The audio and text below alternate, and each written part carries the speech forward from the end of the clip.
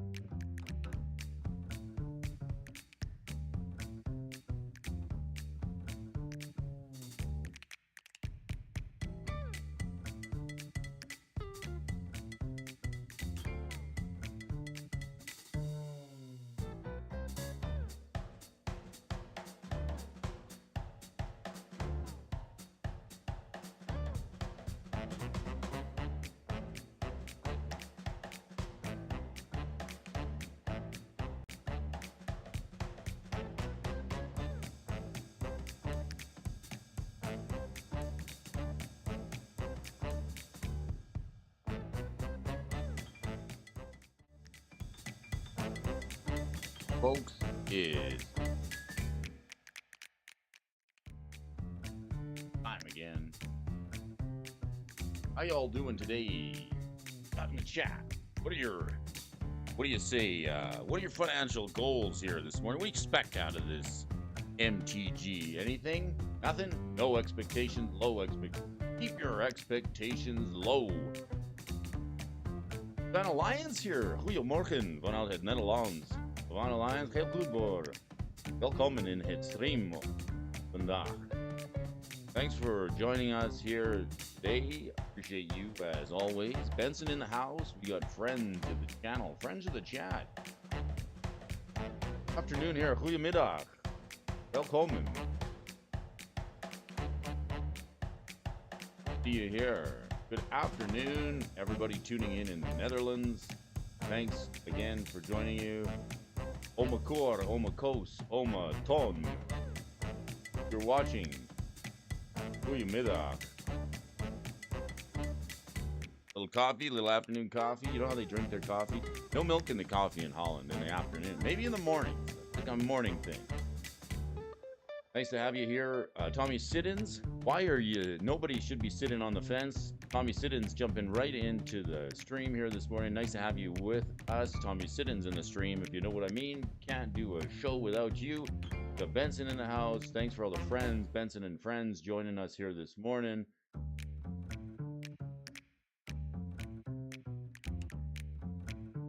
Ik grap je niet. What do you? I'm not joking. I'm serious question here today. Hey, you're like Dickens. Great expectations. That's good. Keep your expectations. Smoke and a pancake here this. Yeah. I went to this. There's a nice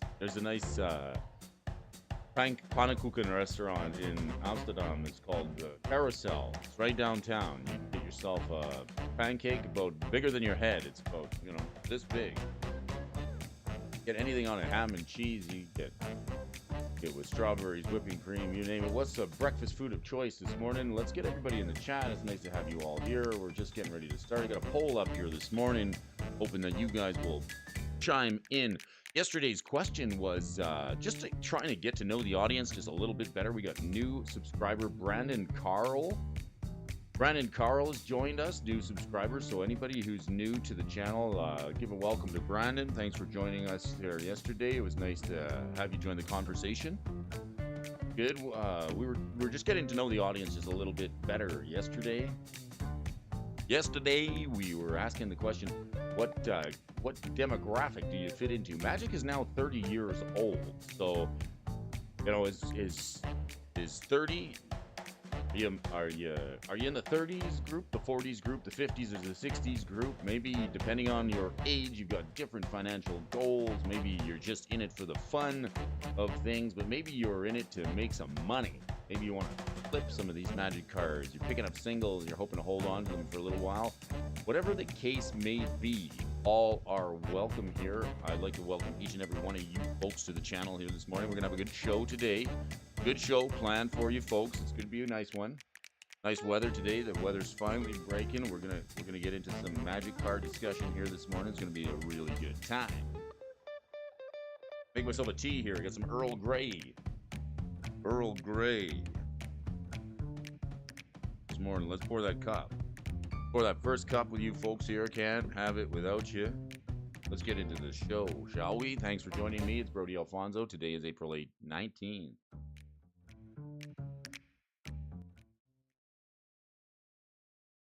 I gotta say it. Good morning, fans of Magic the Gathering, the most amazing viewers in the entire world. We're so lucky here today that we have the most amazing fans of Magic the Gathering, the players, the collectors, the investors, the fans, regular folks, working man for the working man. Brody Alfonso here again to give you folks a little bit of a platform to discuss morning magic stocks, some morning magic talks. I got a question for you folks. Do you like tracking the prices of magic cards? Is there enough information out there? Or is there too much information?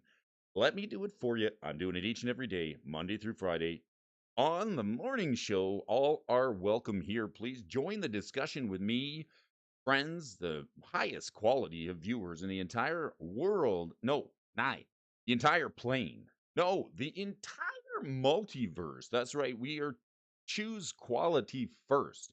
Quality over quantity. Without you folks watching, there is no show. So thank you. If you haven't already, please scratch that notification bell. Maybe punch that like button. It helps spread the word. If you haven't heard that Brody Alfonso is talking magic cards each and every morning here on the show, it's going to be good. Let's get ready to go.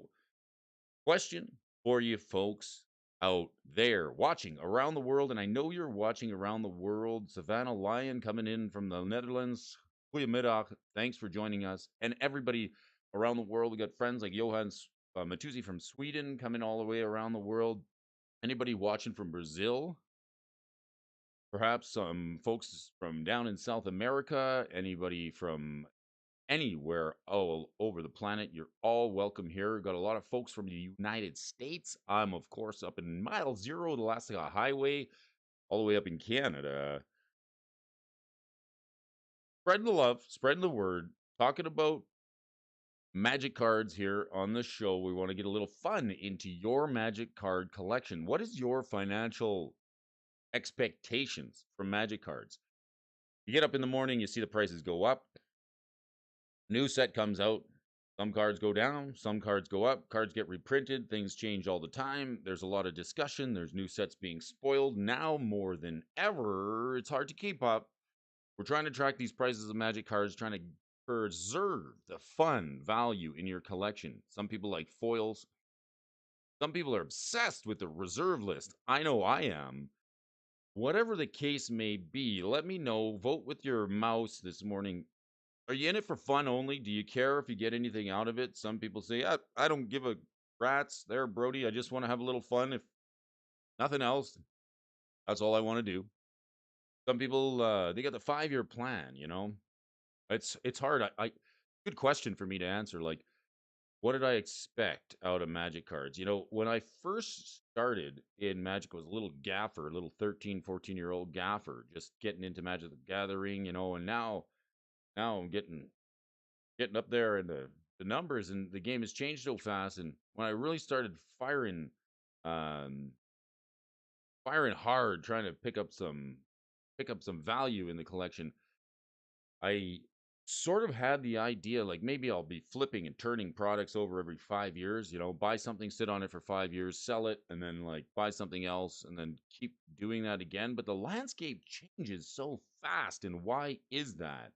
Why is it that the investing landscape changes so fast? It's almost like when you go to invest in something, you know, you sit down, you go to the bank, and they say, okay, well, we're going to get you to contribute $100 a month to an RSP, and then we're going to lay it out for you in 2 years time you'll have this much, in 5 years time you'll have this much, and in 4 years time with compounding and interest, you know, you're going to have X amount of dollars maybe at the end of the road when it's time for you to retire.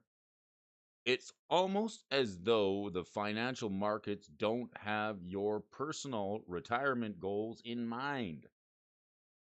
Do you find that? Do you find that the bankers and the stock investors and the financial planners, they'll tell you that they have your financial goals in mind, but that's why they call them brokers, right? Because they make you broker.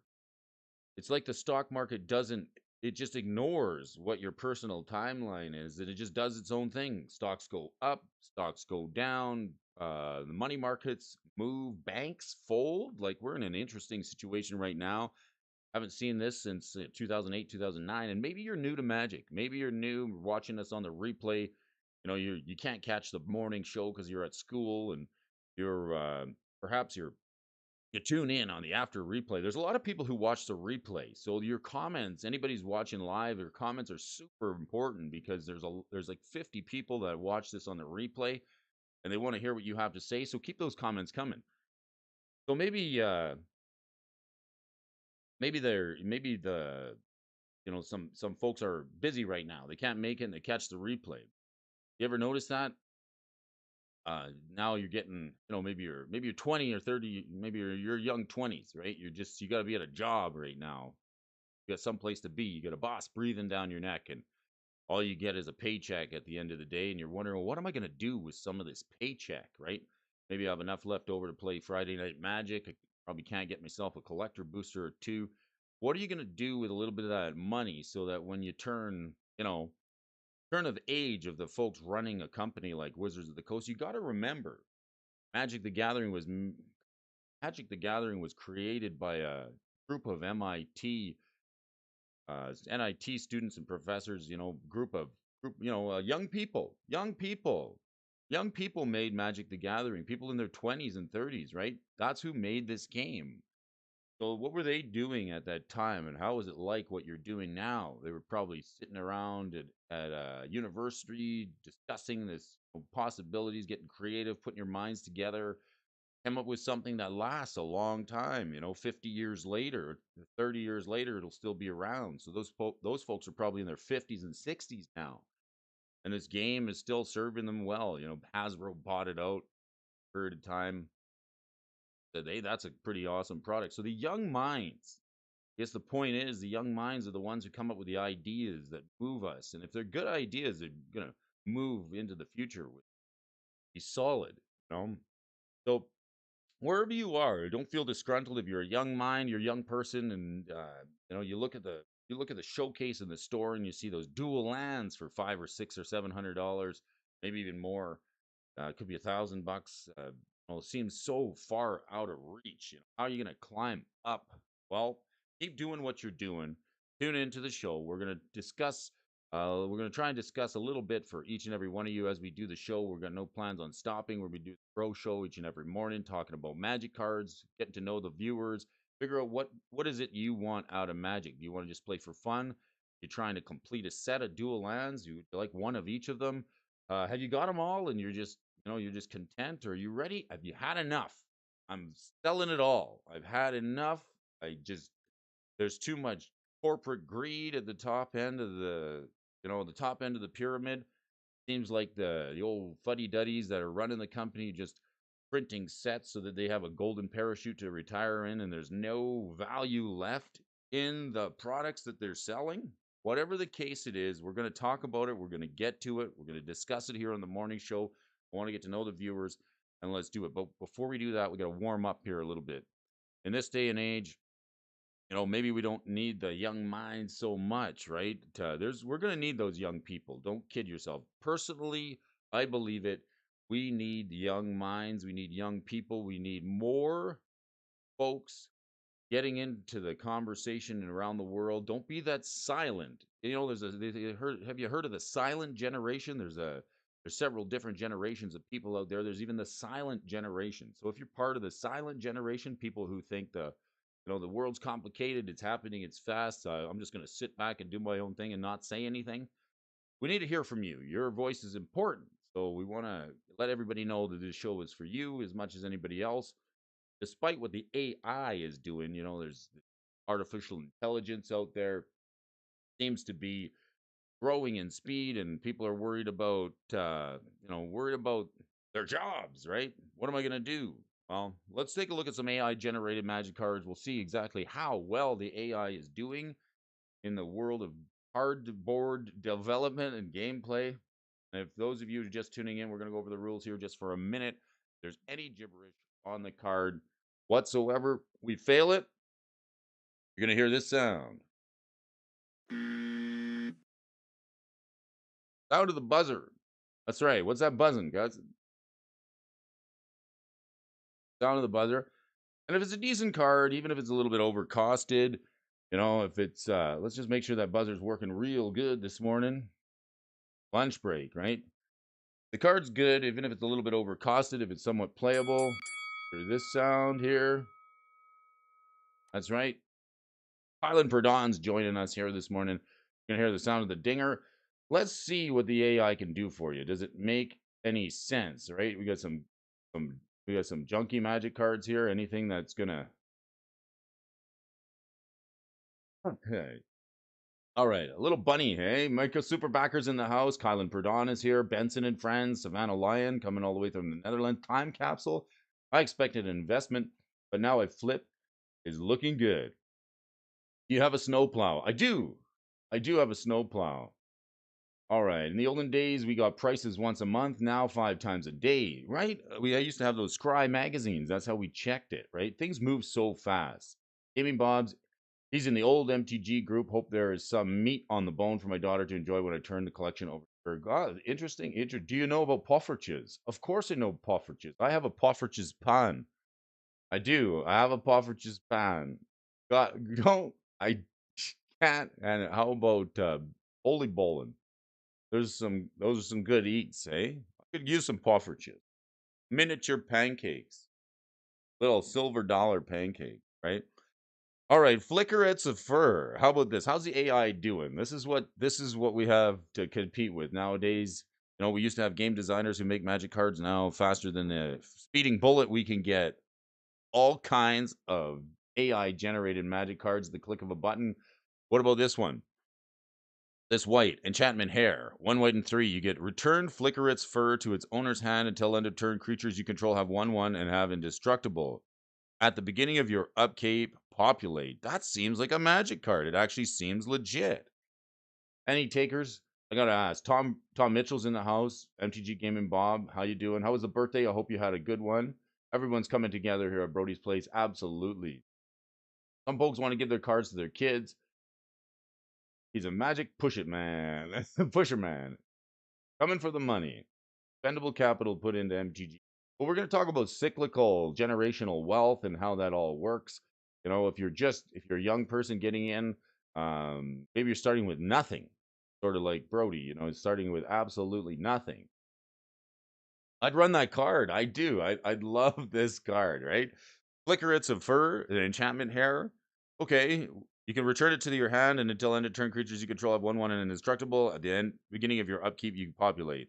So if it's sitting on the battlefield and around, you're not bouncing it to your hand, you get to populate at the beginning of each of your upkeeps, and then if you have to protect your stuff, you can remove this, bounce this little baby to your hand, and then get some uh, you get some 1/1 counters on everything, just 1/1 for end of turn and indestructible.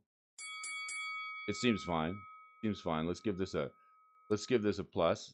Let's give this a ding, right? I think it's okay. Cute card, right? All right. Well, a lot of times these cards don't make any sense. How are we going to rate it? Fair, unplayable, word salad? See, at this point in time, we're all living in a very interesting world, right? So, if you're a young person, maybe you think the world doesn't make sense. Everybody's got a leg up on you in the world. I'm late to the party. How am I going to make any money? All the rich people have the money already. This is what's happening. This is all new technology. We're all in the same playing field, except for the people who invented it. Of course, they have it a little bit early, and have probably already been using this AI. But we're gonna give this let's go playable, fair, fair. Some people say OP. Take a look at this island, beautiful island here. Robo Rosewater, right? This is the Robo Rosewater site. Nice looking land island. Taps for a blue. Pretty digital looking card here. Pretty nice. I'd have a little sip of tea. A little Earl Grey in the morning. I think we could pass this. The lands are generally good. Basic island is okay. And I got some interesting articles for you folks to read. I love reading the articles here this morning. Um, just a little bit of news for you folks. Service Canada. I'm up in Canada here, but Service Canada going on strike, asking for 33% raise. Did you folks know that? That's the latest. 33% raise from Service Canada. That is what they're demanding. 33% raise. Here's a card. This one I retweeted. Umbral Despair. How about this card? Now there's some beard on this baby. Oh yeah. I think I want to pass this card just on principle. Yeah, 33% raise, if you can believe it. If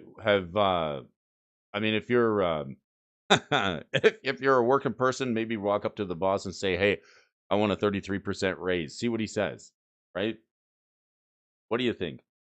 I'm I'm kind of convinced that nobody and their dog is getting a 33% raise. It seems a little bit outlandish in this type of time, but let me know, maybe 33% is not enough with the cost of living and everything going up. I think folks are saying that, I can't hardly survive on the paycheck that I got. I got to do something else, right? There was a time when a single family income was enough to make it, but now it seems like there's like two or three people working in a household to try and pay the bills. So we're going to need a 33% raise. We're going to need to do something in addition to just working a 9 to 5. It's getting to be tough out there. Umbral Despair. Here's an enchantment aura. Cost you a red. Enchant creature has beard equal to the number of attacking creatures and planeswalkers you control. All right. What do you think of this card? This is new sub. Liberty. We have a new subscriber. Where are we here? Who we got? Liberty Entertainment Ventures, new subscriber. Welcome, Cowboy. All right. Can they do it like the French? Let me take a minute to welcome Liberty Entertainment to the channel. Morning, Liberty Entertainment. Thanks for joining. That's a strange name. I'm sure it's not your real name, but it's name enough for me to shout you out here this morning. Thanks, Liberty. Wherever you're coming from, you are welcome. Join us here on the stream. I appreciate your viewership and your subscribership. Everybody who's joining the chat, please welcome Liberty Entertainment to the channel, to the group hug. Give you a warm welcome with a group hug. Everybody here, please welcome Liberty Entertainment to the channel. We got lots of videos, thought-provoking videos. It's funny, you're never going to pin Brody down to one particular format. Magic the Gathering comedy, some Magic the Gathering satire, a little bit of thought-provoking, polarizing videos of opinions. Share my opinion here on the channel. It's my platform. I can do whatever I want, share my opinion on Magic cards and the world as it is, and you can too. That is why we made the show. So I want to welcome you here. Please welcome Liberty to the show. Thank you. A great name, by the way, Liberty, right? I'm love it.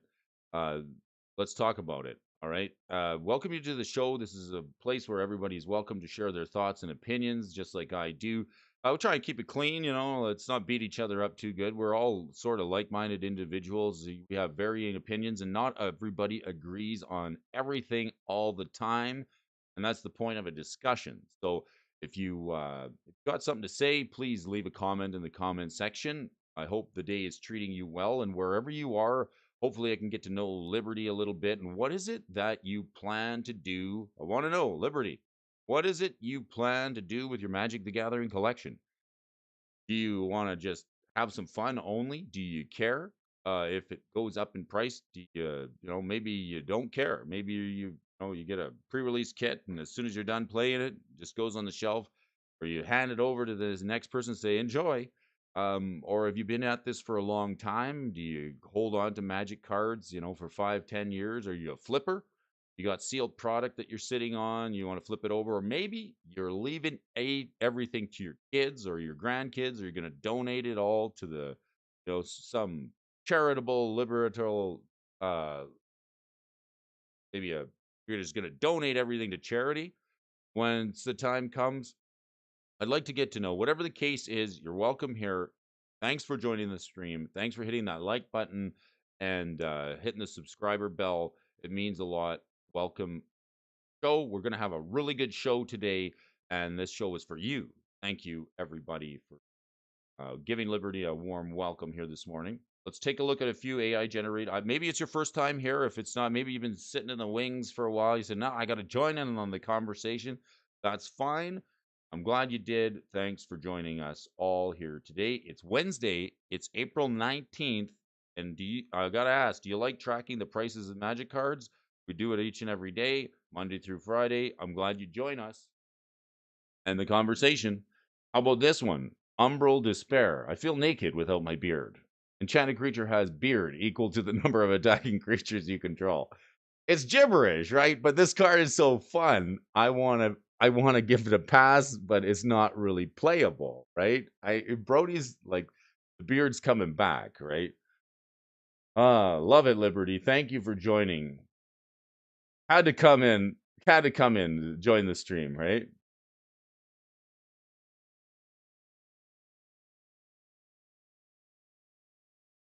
All right. Liberty Entertainment Ventures. Thanks for joining. I really appreciate you guys. Nice old El Paso video. All right. Well, if you like here for the comedy, some people come here to laugh, try and make everybody chuckle. Sometimes it doesn't um doesn't always work out that way. Some people get triggered. Some people don't like the videos that I make. I get ripped up in the comment section a little bit, but that's okay. I'm a big boy. I could take it. You can't hurt me. It's fine. All right. I'm jealous of this card here. Umbral Despair. I'm gonna give this a pass just on principle. Jealous. I have all the human emotions too. I get happy, sad, mad, glad. I get pissed off. I get angry. I get passionate, caring. I like to do my best. I get upset when things don't go the way they're according to plan. It's just part of the human condition. I suffer from all of it, just like each and every one of you folks. But this is arguably the best part of my day, coming in and spending a little bit of time talking to you folks about magic cards, something that we fair unplayable words. I gotta give it a word salad. Okay, it's OP. Lots of people say OP, right? All right. Let's check out this card here this morning. Benson, why are you picking on my Rays? All right, let's check it out. Kylan Perdon, let's take care of one another here. Savannah Lions, good morning. Ed, the dual brains in the house. A good buddy, thank you. Somebody who's been there, giving me some encouragement on the YouTube. There's a few moments when I thought about maybe I should hang it up, but Ed, the dual brains, a guy who just keep pushing me in the right direction. Keep doing what you're doing, Brody. Eventually, you'll break through. So if you go back to look at some of the early videos, it's like anything you do in life. Sometimes you got to suck at something new in order to get good at it. Let's read this magic card. Does it suck? Is it good? Podomita Rend Leaders. These are cute little imps, hey? First strike, death touching, 0/5 for 1 mana.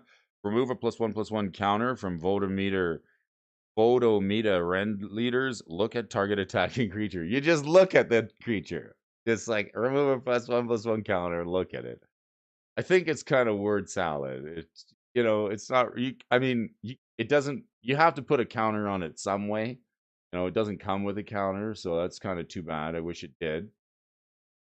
But if you could put a counter on it and remove it, then what's it going to do for you? It's going to let you look at target attacking creature, which isn't a whole, you just look at it. Right.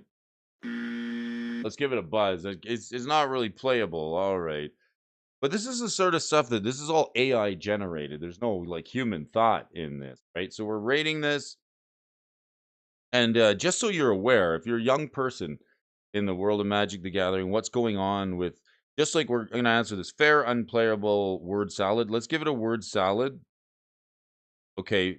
Some people say it's fair. Look at target attacking creature. I guess game mechanically wise, okay, but it doesn't really do much. Time Capsule loving the bro show. Thank you very much. Appreciate you. So does this mean without counters you cannot look at opponent's creatures? Yes, that's exactly what it means. If it doesn't have counters on it, you're gonna have to find a way to put counters on it. Yeah, I guess so. Yeah. Stop looking at my creatures. Yeah, right? Votamita Raid Leader has no counters on it. You can't look at my creatures, right? Now that's funny right there. We got ourselves a comedian. Good. We need more laughter in the world. We do. Try and shrug it off, right? Can't look at my creatures. You got no counters to take off of your Botometer Rend Leaders. All right, with this one, Sivin Thorn Prep the Argast. I think we looked at this one yesterday. Yesterday, yester me. Yesterday, looked at the Sivin Thorn Prep the Urglast. Flying Lifelsponk. Yeah, 3/5 creatures, your Revel tracker. You put 3 counters on your turn. Get it out of here. So, unbeknownst to us, like with this little exercise we're doing here, we're pumping some responses into the AI, letting it know what's good and what's bad. But like, how much of that is going on already in the world? How much information are we feeding into the AI? Does anybody know? Where does it go? Who's accumulating that information? How does it work? Are people using it for good? People are using it to track the prices of magic cards. Who really knows? It's an interesting concept. The AI is bringing us a couple of magic cards here this morning. Some interesting stuff. All right, we got a couple of articles here for you this morning. That was fun. I love seeing what the AI comes up with, and it's not going to be a matter of time before maybe towards the end of the year before we see more playable AI generated magic cards. But I got a really good article for you folks today, and I got to give a shout out. If you're not watching, I got to give a shout out to the MTG Moxman because this article has a card in it that you're going to find of interest. And if I'll just say this to you folks watching, if you tune in to the internet on the weekend in order to get your Magic the Gathering news, it's probably already not news. If you want to hear it first on a lot of different subjects, come here. We're discussing the prices of Magic cards. I'm looking for Magic the Gathering news each and every day. I want you folks to have the first opportunity to pick up some Magic cards before they spike. I'll give you an example. Kinsbale Cavalier was a pick that Benson identified on a live stream when we were reviewing Herald of Hoofbeats and cards that work well with it. So if you are sick of watching Magic the Gathering videos on the internet and it always feels like it's too late and you're late to the party, that's because you're not watching the Brody Alfonso Morning Magic the Gathering show where we talk about all this stuff first. So let's have a look here at this article today. And I got to give a shout out where shout out is due because we have a very, very good friend of mine who's going to be very interested in this article. And I can't wait to hear what he has to say about it. But we're going to cover it here first. Let's check it out. All right. Insane new MTG March of the Machines archetype could break this format. What? Yeah, you heard it here. Insane new March of the Machines archetype could break this format. Well, let's have a look here.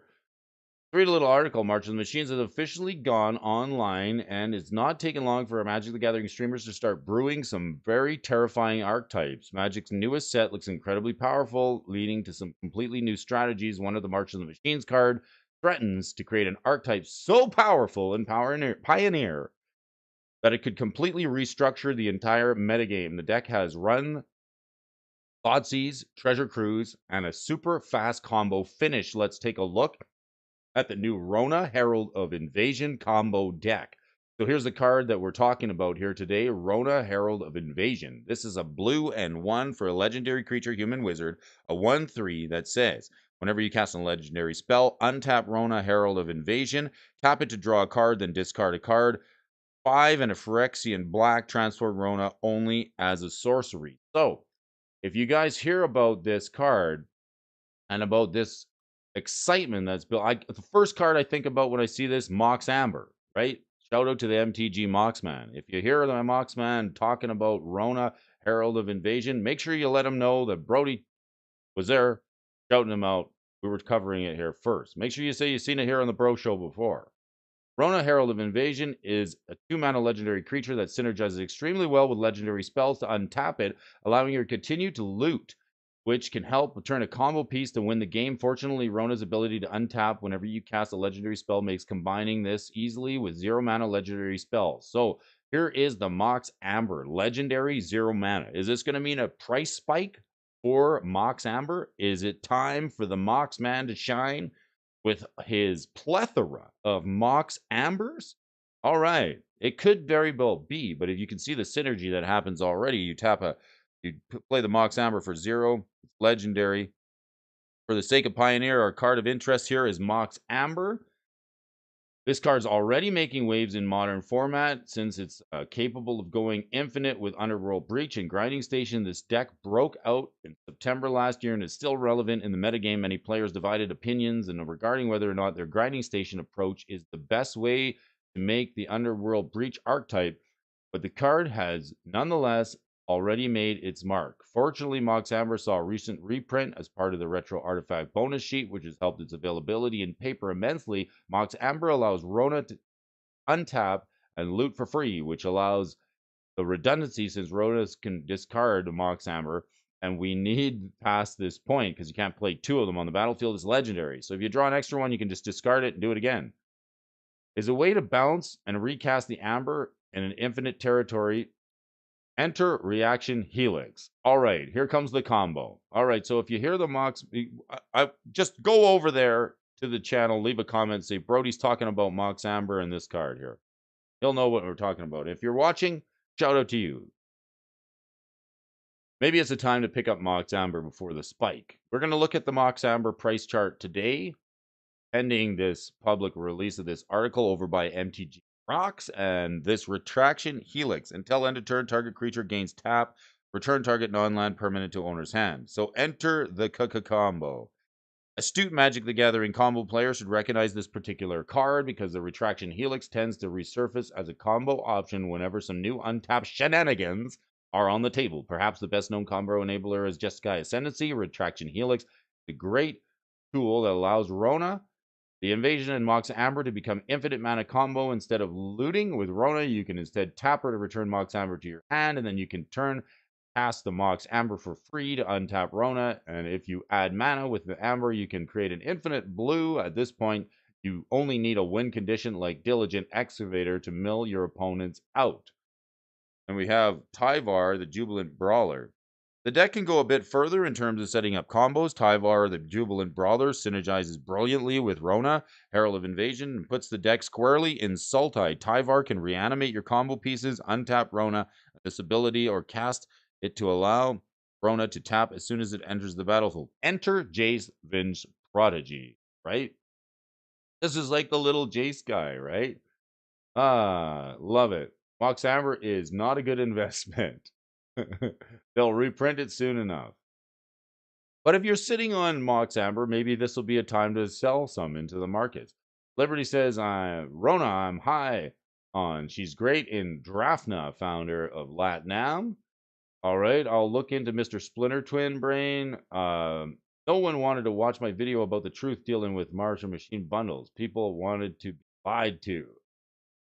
So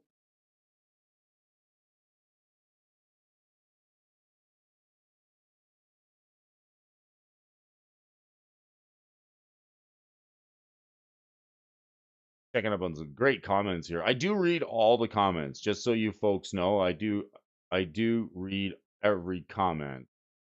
Whether it's during the stream, or during the stream or after. Magic the Gathering review. Wow, the best. All right. So let's take a look here. Fully expect a free commander cycle, deflecting SWAT, and the medallion cycle in Commander Legend. It was bro. Maybe I'll be a second set this year.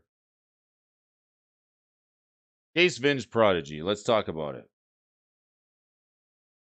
And Jace Telebath Unbound.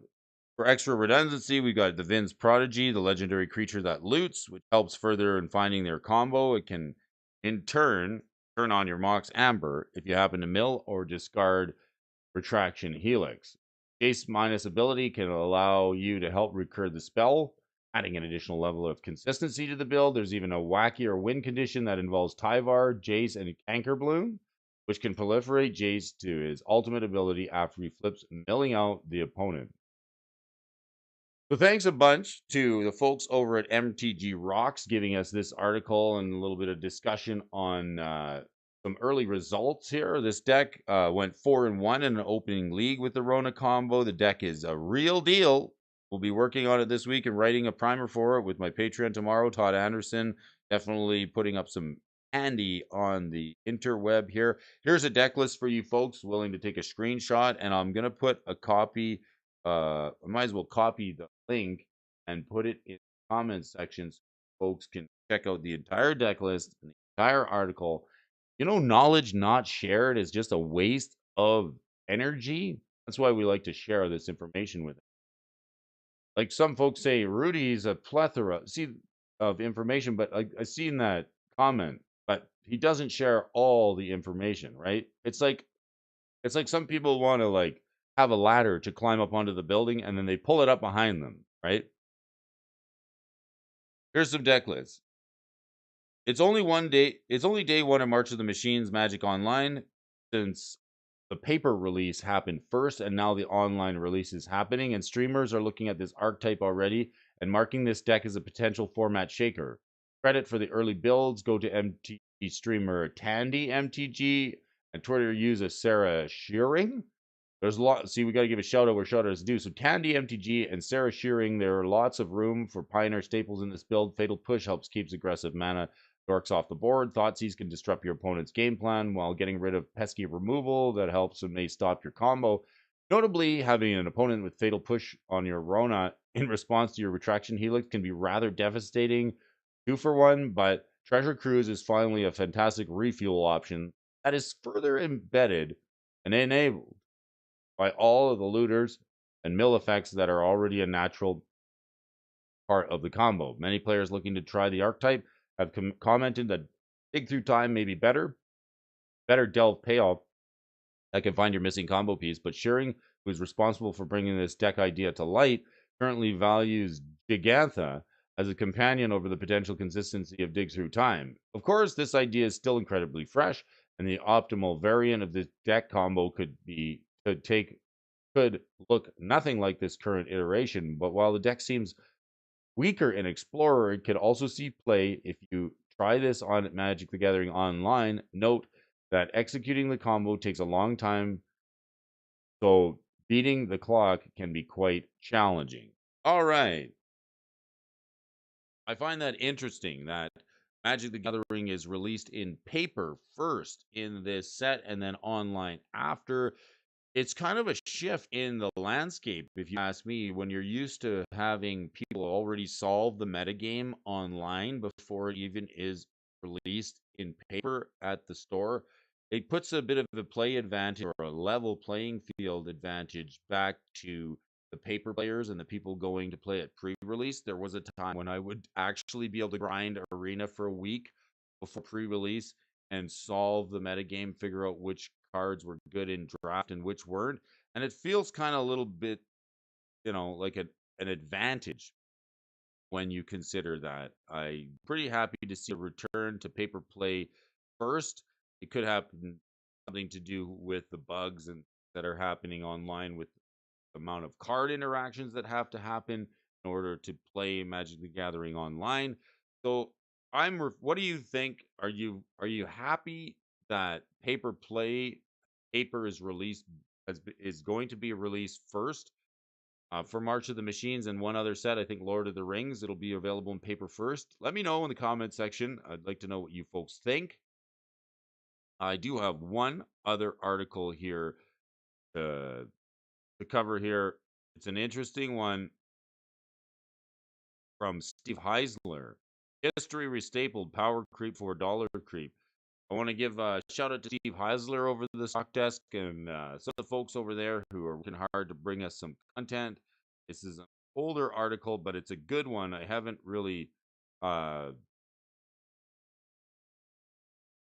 really gotten a chance to catch up on some of these articles, so this would be a good one to do it. Let's check it out. Got this one here by Steve Heisler. History restapled, power creep. Let's check it. Let's talk about it here this morning. Article from Steve Heisler. Since his first column, he's new to the stock desk and new to writing here for these folks, so we're going to bring a little bit of a comment. Steve Heisler, thank you for bringing us this column. Published a couple of weeks ago, was his first in March of the Machines, and have proliferated across the internet and introduced a flurry of speculation on what emerges as a staple for the Commander format. Let's take a look at Gix's Command. All right.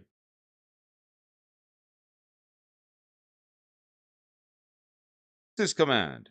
This is a 5-mana sorcery. It's black. It costs 2 black and 3 for Gix's Command. He's got modes on it to choose one.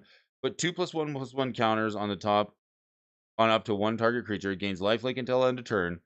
You get to choose 2 of these. Put 2/1/1 counters on a creature. It gains lifelink until end of turn. Destroy each creature with power 2 or less. Return up to 2 creature cards from your graveyard to your hand. And each opponent sacrifices a creature with the highest power they control. Strategy of grinding your opponent out by trading resources 1 for 1 is simply not viable in Commander, and in the long term, there's no value in casting a counterspell in response to a board wipe. but you're probably up to a lot of interpolation and tempo on that opponent. You may have not to worry about it or have spent any resources. Something like Reclamation Sage is a fine card, but without the ability to blink it, you're really at a disadvantage and would do well to slot something like Druid of Purification in instead. Costs a little bit more, but it enables the possible 3-for-1 when you blink it. Value Town Baby. Total cards are often blowouts in Commander because they can be tailored to hamstring your opponent specifically while leaving your board relatively intact. Looking at something like Austere Command, which since its printing in Larwin has fluctuated between a few dollars, 12 to 15, mind you, is based largely on how many printings it has received, and only within the last year with 3 prints in other Commander March of the Machine sets. Black being different, as its board wipes are mostly creature based, and therefore, I'm just going to scale this up a little bit. Black creature board wipes. All right,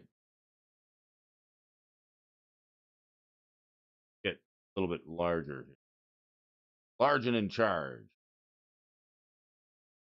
Gix's command operates on a grander scale and can be great when you're ahead, behind, or at parity. It can wipe your way away your opponent's biggest threats as well as their little chump blockers. It can pump your creature to avoid the wipe and attack on the board to kill one opponent or gain life to move out of kill range from another opponent. It can undo 2 pieces of removal while acting as 3 pieces of removal itself.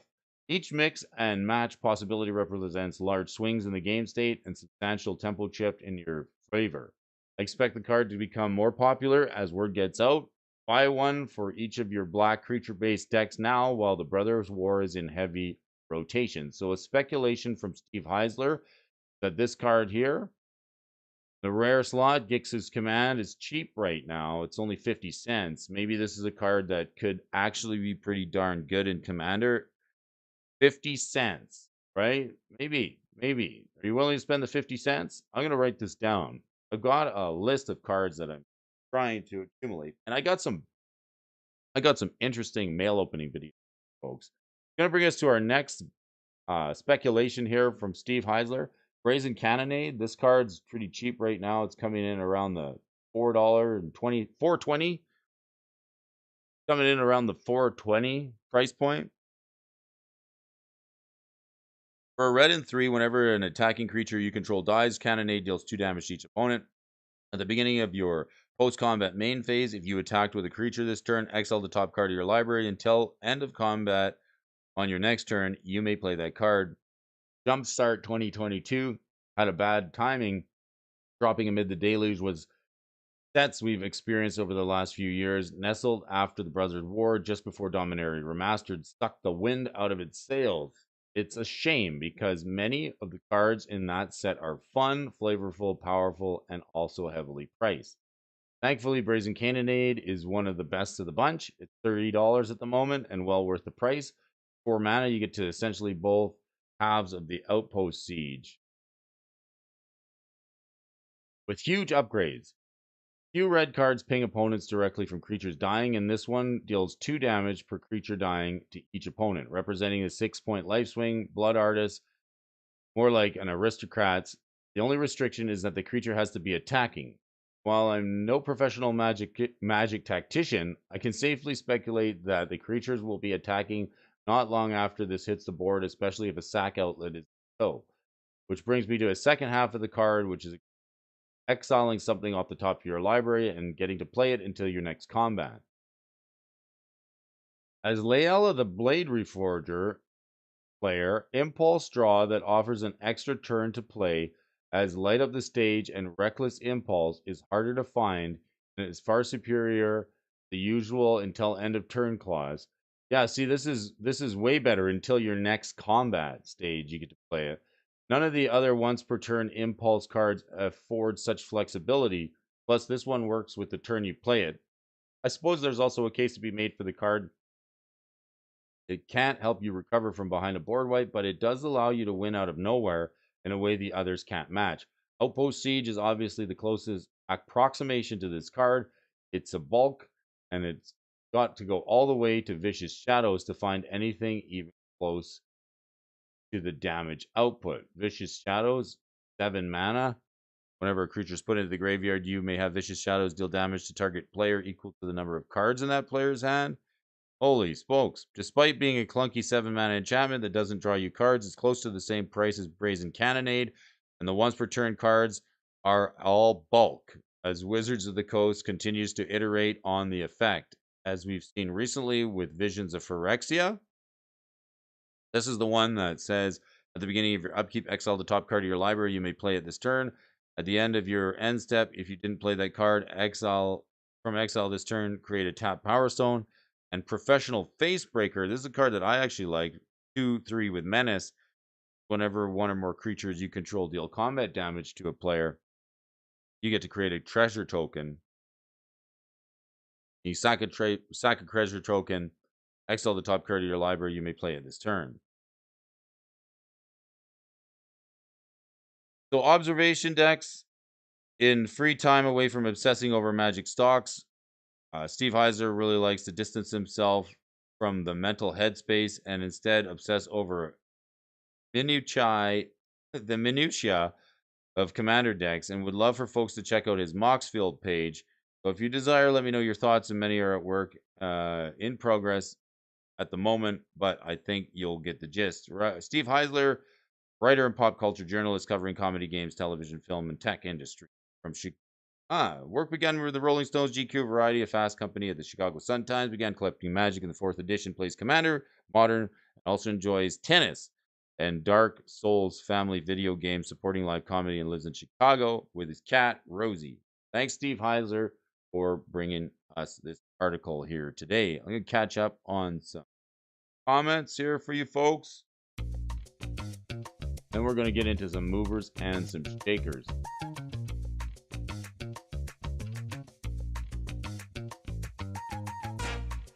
Morning, folks. It's April 19th. If you're just joining us, the Bro Show. It's the morning show. Let's check out some comments here from you folks here.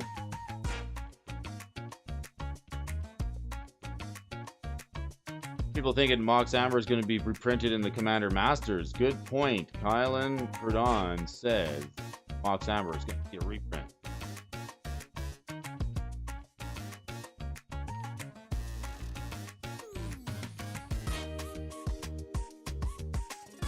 Rona in a short. I did some shorts. Someone pulled the 500 to 500 Rona. All right, well, I got to check in with Harvey McGinnis because this is funny.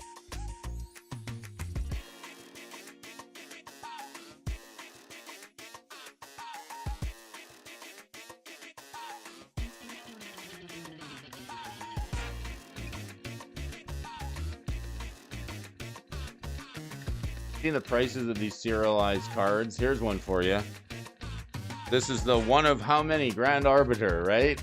These are you chasing the fire? It would be nice to open. Like, can you believe it? The Kenrith, the serialized 1 of 500 Kenrith is going for $9,000, sold for $9,500. The Ragavan is Ragavan.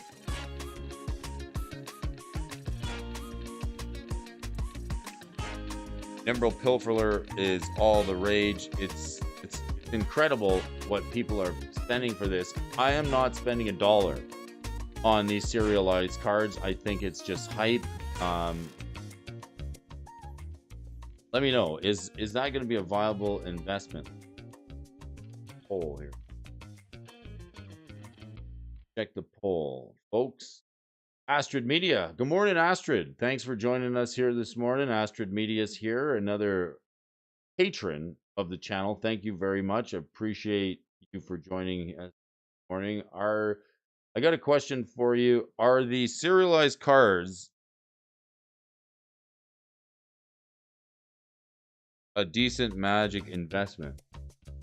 Astrid Media, we're talking about Mox Amber and a new combo deck that was that came up. This insane new combo deck, including Mox Amber. So if you head on over to the Moxman's channel, He's talking about this insane new March of the Machines archetype with Rona Herald Invasion and Mox Amber. Let him know we were talking about it here this morning. Can you tell me if the serialized cards are a good investment?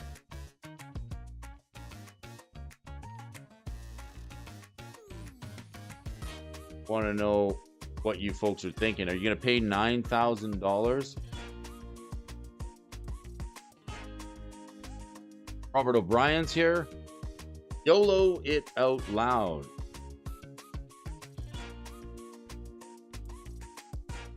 Not at all. Dual Brain says no. I think it's a trick. I think that is a magic trick, okay?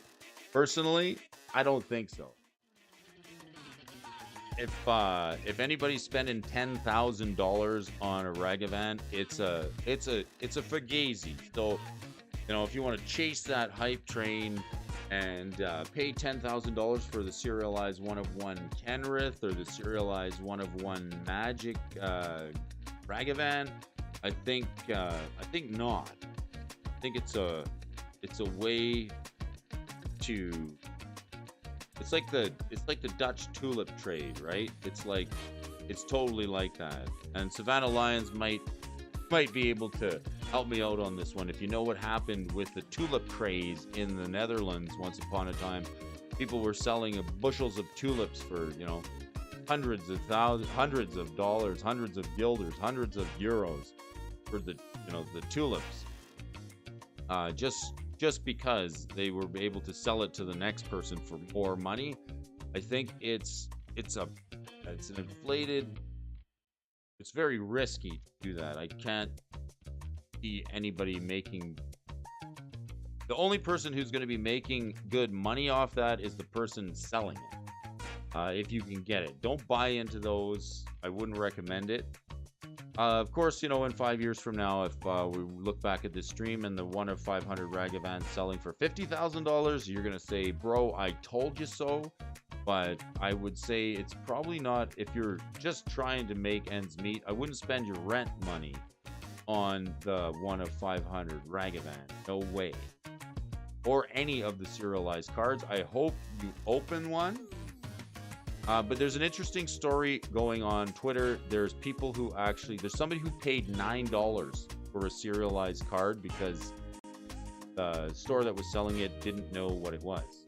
They just put a Garuda up for sale for $9 in the showcase, and somebody bought it. So keep your eye out for deals. Keep your eye out for these serialized cards because it's almost like a false market that's created around these. And the people who will chase that market are living in a pretty interesting world. These are your movers and the shakers. It's April 19th, 2023. I want to thank you all for joining me. New subscribers, Liberty, thanks for joining us. Everybody else on the channel, in the chat, Michael Superbacker, MTG Gaming, Bob Benson, Ed, the Dual Brain, Savannah Lions, Robert O'Brien, everybody who's joining us, Astrid Media. These are your movers and the shakers list. Today it's Wednesday. We got Popper, Pioneer here today. Let's do Pioneer. Pioneer, what's moving? All right. This is where we like to tie it all together, right? I want to take one quick look over at MTG Top 8. Let's do it. The show where we tie it all together. We want to talk about what's going on in the world. Magic the Gathering. Let's see here. Pioneer. Any new tournaments? April 23rd. No, April 8th was the last one. Okay, no new tournament news, but nevertheless, we have Jace Vin's Prodigy coming in at the top of the list here this morning, and I think we know why. It's because of the deck that we just covered, including Mox Amber, right? It's this card. Robert O'Brien says he's been collecting for sports cards for 13 years. Sports cards, number 25 and number 1 are worth money, as 75% of the cards are numbered already. Let's read this comment. That's a good comment. Okay, let's check it out. Robert. Says, been collecting sports cards for 13 years. Sports cards numbered out of 25 out of 10 are worth money, as 75% of the cards are numbered already. $14.99, $9.99, $4.99, and $49, etc. of the exact same card. I bought one for $100. I hope it's a good investment. I have to talk to you more on this. Am I missing something here? Somebody like Robert. Robert, you and I are going to have to chat.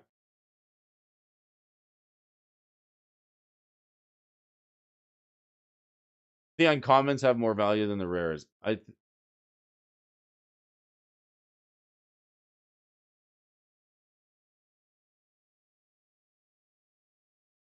Always have a valid reason anytime you're investing in Magic the Gathering. Have a valid, that's a good comment right there. I like that one. Anger collections have a valid reason, right? I don't think it's a good idea to go buying serialized cards because other people are doing it. I think that's not a good idea. Right? Great comment, Anger. Thanks for joining us. If you need any singles, there's places to go. A lot of 1 of 500 cards. Okay, so yeah, it's a good point. Like they're just doing the ones of 500. Let's look at Jace Finn's Prodigy here this morning. JVP is up a couple of percents. This guy used to be the hotness from Origins. Let's take a look. Brody just wants to draw lines on charts. I do. Let's pull this chart back. Let's take a look here. Jace Finn's Prodigy, it has been higher. It's been as high as like almost $100 in the day. Let's take a look here. Jace Finn's Prodigy, excuse me. Jace Finn's Prodigy was $100 in 2016, and then it's seen a comeback to about the $40 or $50 mark in and around 2020.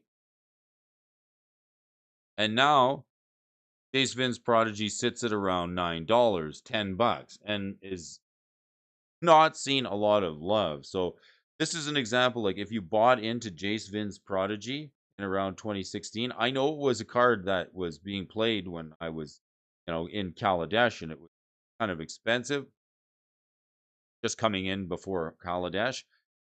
I never really bought into it, and I'm glad I didn't. So this card's been drifting downward in price, and it's now finally seeing a little bit of price action. Decks using it. Well, Jace Finn's Prodigy and Commander, Pioneer, but I think it'll be interesting to watch this. We should call it the movers and the watchers list, because Jace Finn's Prodigy is coming onto the top of the pile right now as a comeback because of the new Mox Amber deck that is out there, the new Rona Herald of Invasion, that deck that's running it in Pioneer. Mana Confluence, here's a card that's up 2%. So Jace is up 10% already. Let's watch Jace. $10. Let's put this on the calendar. It's April 19th. Jace is at $10. How much is a foily Jace? Let's just check that out. And how much stock have they got at the stores, right? Sold out at Card Kingdom. You can probably pick it up at TCG Player. You might even be able to head over to Anger Collections or over to Dual Brain MTG if they have copies of it. Maybe they have it. Some reliable vendors, right? There's some speculation around TCG Player, and people are falling off on using them because the fee structure is starting to go up, and that was the long overdue. There's been some shakeup over in the world over at TCG Player, so if you didn't hear about that already, just know that their fee structure is going up. I don't know how you folks feel about that, but it seems like TCG Player is taking the people who use it for a bit of a ride. How high is the foil price of Jace right now? $11 for the foil from the vault, and the Magic Origins foil is $20 for the Magic Origins foil. Let's see if we can find any copies of it online. Just put this date on your calendar. One copy available. So let's we'll watch the Jace Finn's Prodigy. We'll see if this Magic the Gathering. See, this is here's another thing worth noting. Okay, check this out. Because of the release in paper for March of the Machines that happened first, that means that the people who are grinders and sit on Magic the Gathering online for hours and days online trying to solve the meta won't get their first because they're released in paper first, right? So with the release in paper happening first, if you can get to the tech early by way of the morning show, maybe we talk about this deck, you can probably pick up some of the cards that are going to be in those net decks. See, the net decks are the ones that get all the publicity. It's not until somebody shows up to a paper event with a deck that it gets publicity. Net decks and net tournaments will be getting publicity first. So if the cards are already out in paper and you're on top of the game, you might be able to pick up a card like Jacefin's Prodigy. Mana Confluence, why is this deck moving? Pioneer, tap, pay a life, add a mana of any color. Journey of the Nyx, Secret Lair. Holy smokes, 5 mana. Zendikar Expedition. Lots of them going around. Decks using it, Pioneer, Abzan, Greasefang. It's just a mana rock. It's just a mana source. Anointed Procession. Here's a card that I kind of wish I had picked up more copies of in Amonkhet. Let's look at the chart here. Going back to Amonkhet, we knew it was a good card. It was only worth $4 or $5, but like look at the chart on this. Let's see what kind of a chart pattern we have. So it's coming up here. Got a little bit of a bullish chart here. This might be a little bit of a cup and handle that we see starting to form here.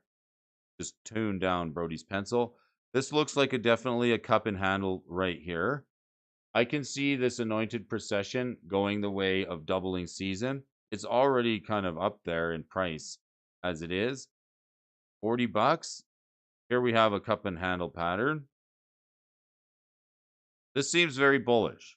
If Anointed Procession screams like it's going to get a reprint, it really does. Decks using it, Rin and Seri, Edgar Markov, of course, because you've got that Eminence trigger that goes on making 1/1s. Case of Karlov. Here's a card that if it doesn't get a reprint, it could see. You see this going as high as $100. Could be interesting. Let's look at let's read some of the comments. We've got some good ones here. Cool Brain says they're flooding the market with 0-500 cards. Liberty Entertainment says there's some really good uncommons in March of the Machine that nobody's talking about. Give me some examples there, Liberty. We'll talk about them here on the show. Jace used to be $80. There's so many problems with investing in Magic currently. Let's talk about it. For sure, there's a lot of problems. I keep the comments going. If you haven't gone over to Dual Brain MTG Liberty, I would suggest maybe you're already a subscriber over there, but another guy who's thinkingest man in the game. Robert O'Brien says he likes the concept of numbered cards and they work well. It's worked in sports cards, although some low numbered cards are still worth nothing. Robert O'Brien, if they implement it better, 0-500 for uncommons, also with mythics is crazy. We're going to see a really interesting shakeup with the One Ring, and this is a card that was on the list yesterday, Darksteel Forge. All right, let's check it out. This card's $40, and it's going to go higher, and it's because of this Urtet, the Memnarch deck, and Brya, the Assyrium Shaper, and because of Commander. If you want your artifacts made out of Darksteel, got Urza, the Chief Artificer, who's using it, and Urza Lord High as well. There's lots of decks using this Darksteel Forge. Commander Equity. If you know Brody, I am pretty hyped on reserve list cards, like undervalued reserve list cards. Even though there's new stuff coming out, I'd rather buy some reserve list than any of the serialized singles. There's new rules for investing in Magic the Gathering. Always vintage, always near mint. Vintage, always mint. Otherwise, it's speculation and investing. As an example, a fourth line player out of 25 could be worth $10 for sports. See, I don't know much about the sports card world, so that's why I'm kind of enjoying Robert's comments here this morning. A popular first line player can be 1,000. Field products. Simple first rule. If it's an elf, I play it in any format. If it's not, it's a speculatory asset. Anointed will get reprinted harder. Also, people are getting these from March of the Machine bundles. expected. Anointed a Procession and March of the Machines. The inverse of both of these are in Commander Legends 2, and doubling season gets hampered to $50 again. So the Darksteel Forge, another card that I think is going to see more consensus from commander builders, is this card. It seems to have a home in many decks, including the Memnarch deck, including the Urza Lord High Artificer deck to give your constructs the indestructible ability, and there's more uses for it with the incubation tokens. Like the incubate tokens, they can become indestructible with the Darksteel Forge. If you're sitting on some of these cards, like this is where I would kind of want to be if the side of things that I would want to be on with any of these movers and the shakers on this Pioneer list that could see a reprint is the selling side. So this is an example of anybody who played during Amonkhet and had copies of Anointed Procession and was sitting on them would probably do well. And this goes back to our earlier point this morning. It's like, what are your financial goals for Magic the Gathering? You got to kind of see that there's like a cycle. Like Anointed Procession was $4. If you could see that it was a good card and you opened a lot of Amonkhet, you could be probably unloading them for $50 now. But that's like, you got to see that like there's a period of time. There's no instant reward, except that with the serialized cards. So they're tapping into that like instant reward, right? And this is an example. Anointed Procession was printed during Amonkhet and the Hour of Devastation block, where booster boxes were around $100, even in Ixalan, and then that slow, consistent 4 to 5 year turnaround for Magic cards to, the ones that are good to rise in price to the 30, 40, $50 mark, is the folks who are at Wizards of the Coast have sort of done away with that, and they're like, it's not fast enough. We want instant gratification. We want people to be opening packs on the day of release and just be getting $5,000 hits with these serialized cards. So it seems really front end loaded to me, and it seems really risky. So that's just my opinion. So like that doesn't mean that the 4 to 5 year cycle of investing in Magic the Gathering cards or sets, like cards like Anointed Procession, that are like a slowly gradual growth over the years from when it gets released to when till now, that's not going to exist. It's just being overshadowed by the instant gratification that Wizards is giving with the serialized cards. Here's another card on the movers and the shakers list. Is worth $20 and it's a good card. It's playable. It's 2 mana. It kind of reminds me of like the Summer Veil, the Veil of Summer, or the Autumn Veil. Heroic Intervention's an instant for a 3 and 1 that says permanents you control game hexproof and indestructible until end of turn. The good card from M21. And there's a lot of cards from M21 that have seen slow and steady growth. And Heroic Intervention is one of them, and a Resplendent Angel is another. So let's look at another card from M21. And Resplendent Angel from, M19, excuse me. Core set 19. So like this is a 4-year rise for this card, this myth, up to 50, 40, $50. So it doesn't mean like that patience and the time in the market is gone. It's just that the whole concept of being patient and having time in the market is being overshadowed by the instant gratification that Wizards puts to young players join the hype train and crack collector boxes to try and get these serialized cards. Myself, I would be more apt to take the slow, steady approach, maybe buy some alpha beta cards or some sealed products that are on overstock, like cases of draft boosters that I can hold on to that might have some triomes in them.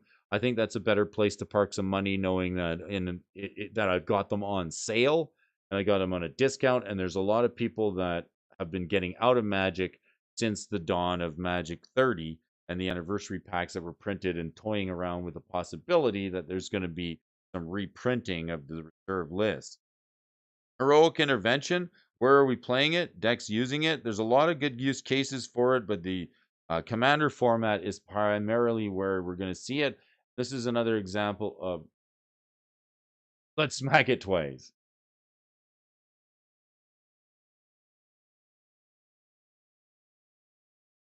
Reprint as soon as there is any value. I think sealed product investing right now, the place where the safe place, if you want to find a safe space, right, for lack of a better word, a safe space to put some Magic the Gathering cash if you've got a couple of bucks left over and you can resist the temptation to open sealed products. Right now, a safe place to put some money is sealed products from overstock that stores don't care about because they want to get the new stuff into their inventory. And if you're waiting, I'm still waiting till November, December to see what else is on overstock that they're going to blow out for cheap. So don't be distracted by everything that's shiny and new. I picked up just a couple of pre-release kits. I got 2 pre-release kits here left over from March of the Machines. One's for myself, one's for Mrs. Alfonso. I'm doing pre-release. I'll do pre-releases on new sets just to get a taste of the new sets and have some fun. But other than that, I'm not buying. I'm not buying heavily into any of the new stuff. I'm not speculating. I'll tell you what I'm not doing. I'm not speculating on serialized cards. I'm not trying to chase them. I'm not trying to collect collector's packs. I'll stay current in the game by talking to you folks, buying pre-release kits, and trying to see if there's any singles in there that might have some long-term value, like say Anointed Procession, something that might be good over time. Teferi Hero Dominaria, seeing this used to be the hotness. This was 40 or 50 bucks. He was the original Teferi Planeswalker from Dominaria. This was good. The big Teferi there. This is before we got little Teferi. Let's see. I think it was up to 40 bucks, but now we're seeing. I opened a bunch of them. Yeah, he was 50 bucks. Teferi, the Azorius Planeswalker. This is the 5 mana Teferi that lets you draw a card at the beginning of the X, unstep and untap 2 lands. Also gets to bounce a non-land permanent, third from the top of an owner's library. And then there was a lot of online decks that went with the infinite Teferi to just to bounce all your opponent's permanents and make you just give up because you had no permanents. And it didn't really win the game, but it just put you so behind on the board that you couldn't come back. And then your opponent just needed any win condition to bewilder your opponent. This is the Teferi, this big Teferi got busted in a lot of ways, and a lot of people, it had a lot of feel bad, like negativity around it when people were just losing all their permanents off the board because people were bouncing everything. With the emblem, whenever you draw a card, exile a permanent opponent controls. So, like an arena, all of your permanents would start ending up going in the graveyard into exile. Sort of felt bad. But decks using it, Pioneer is playing it, Modern is playing it. So that's Azorius control deck is still playing the big Teferi and Esper control. So still hovering around the $28 mark. That's actually pretty good for a Planeswalker from Dominaria. Seeing some long-term value like that. Dominaria set that's out of print now. Anybody holding on to skilled product from Dominaria is probably doing okay. Omnath, the Locus of Creation. Let me see what Omnath is worth. This is the thing. This Omnath is 12 bucks. All right. I don't have any Omnaths except for the new one. I opened 3 of them in March of the Machines pre-release. In my pre-release kits and in prize packs, I ended up with 3 of the new Omnaths. Not this one. Not this one here, but the new 5-color Omnath. And then when I went to look up the prices of my pre-release kit the next day, I was really surprised to see that the Omnath card is only worth like $2 or $3 unless you get like the showcase foil. There's so many variants that the plain old regular version of the new Omnath isn't worth squat. And that was really disappointing to me, even though it was kind of fun to have it in my pre-release kit and get some play value out of it. I'm going to hold on to it with hopes that one day it'll be worth 12 to 15 bucks like the new Omnath, or to see if people are going to start building with the new Omnath 5.0. This Omnath is seen in 4-color Omnath decks. I'm sure there's going to be a 5-color Omnath deck. I want to see how good it gets. This card was 40 from Zendikar, and now it's only 12, and I thought that the new Omnath would at least be like a $5 rare or a $6 rare, and sadly enough, it's not even that expensive. So there's going to be 5-color Omnath decks. I'm sure there's going to be commander decks using it, and then like there's going to be some build arounds. People are going to be using the new Omnath, but it's going to only time is going to tell whether the new Omnath is going to be any better than the last one. Quite possibly that it sits around the $5 mark for another few years. Like this one has been out for 3 or 4 years, 3 years since Zendikar came out, and it's only worth $12, which is a whole lot better than the one that I opened and that. So Omnath, I'm sitting on Omnath. I think maybe picking up the new Omnath's not a bad idea. Coming up on the number 7 from the bottom here are the movers, the shakers list. This is Crucible of Worlds, and of course, this is the one that allows you to play lands from your graveyard, allowing you to play multiple copies of Strip Mine. If you're playing a Souza Lost but Seeking, you can play multiple times from your graveyard, and you can Strip Mine lock your opponent. You can Wasteland lock your opponent. You can Ghost Quarter lock your opponent. Liberty says it's kind of a blur year one. One came hard and left fast, but has some fantastic cards in the set. Soulfim being my favorite. I can't find enough motivation to buy new stuff. I'm buying vintage. I think one is unique enough with Toxic. Phyrexial one is a unique enough with the Toxic that has value long term. I like Phyrexial 1 set boosters.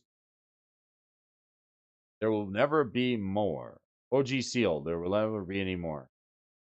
I like drafting. So myself, I know that I'm going to be playing draft with friends. Let's see decks using Crucible of World. Vintage is still playing it in prison shops, and why wouldn't you? You can cast it off of Mishra's workshop. So this is a decent card, right?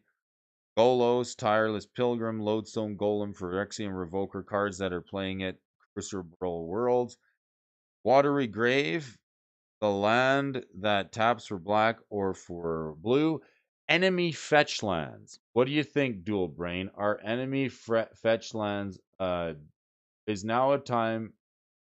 75% of you folks say not a good investment. Are enemy fetch lands a good investment?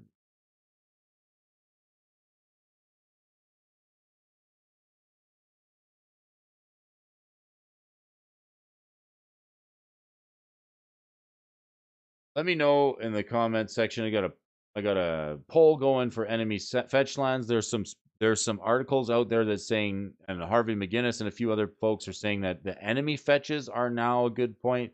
So, like, if you're going to put your money into some land, maybe the enemy fetches rather than the shock lands. Like, you see Watery Grave on the line. I don't have a lot of enemy fetch land.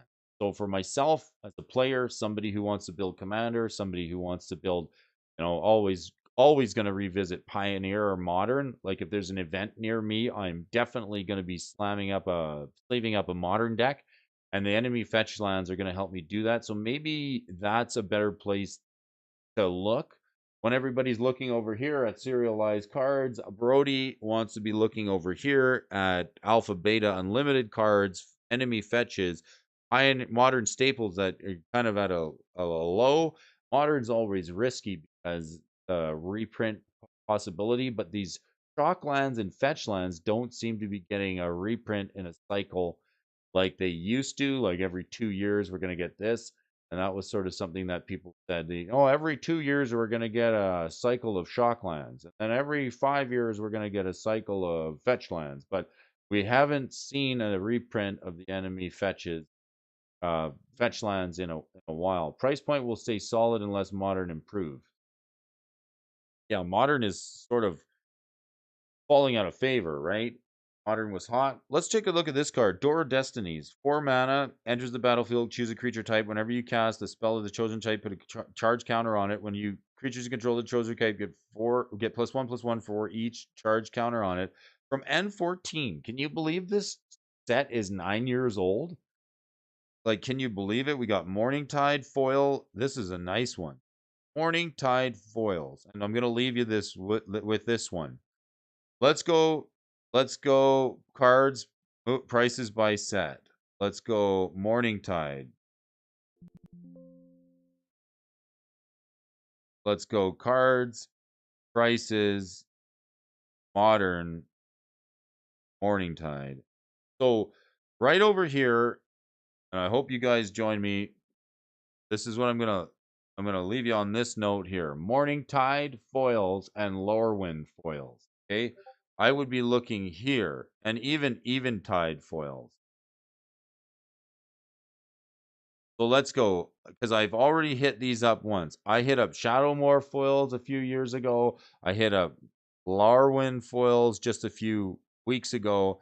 And now I'm going to just go here, main set foils.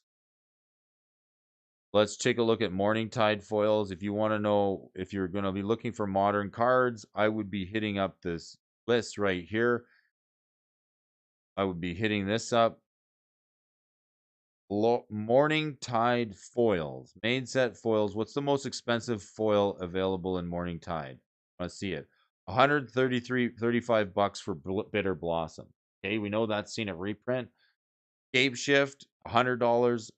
Marlin, the Morn Song, Mutavault, and a few others. I would flip this around myself and put it top to bottom from cheapest to most expensive, and I would start going down this list here, sort by rarity.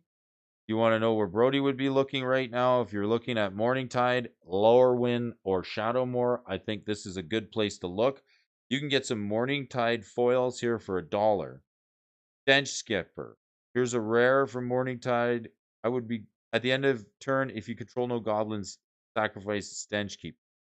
Vengeful Firebrand has haste as long as you control a warrior card in your graveyard. So, Titan's Revenge.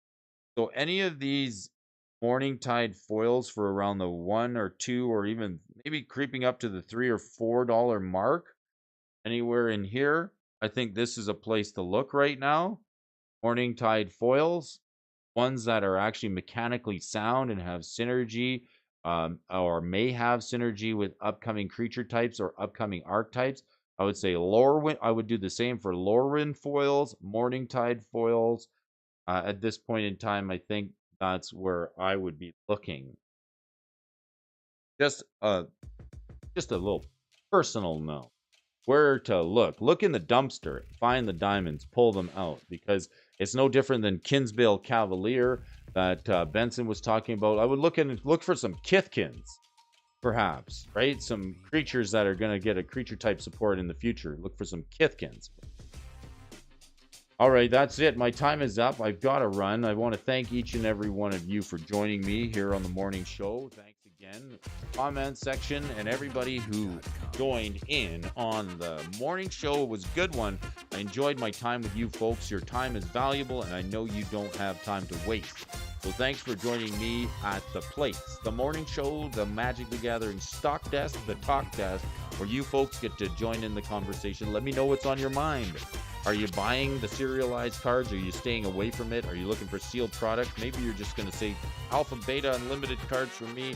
That's it. Or maybe I'm going to pick up some sealed product on Overstock. Whatever you are doing, be kind to one another out there. May the sun be on your face and the wind be at your back.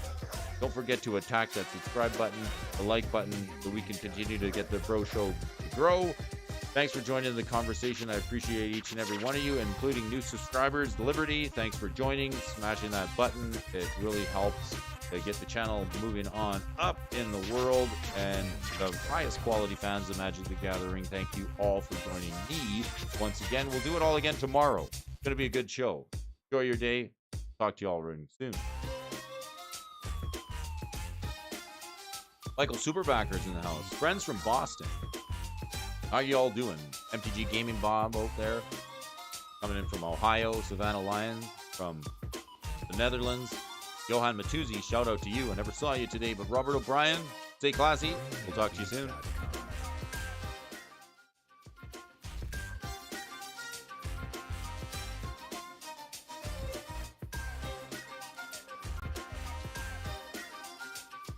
Matthew Sampers.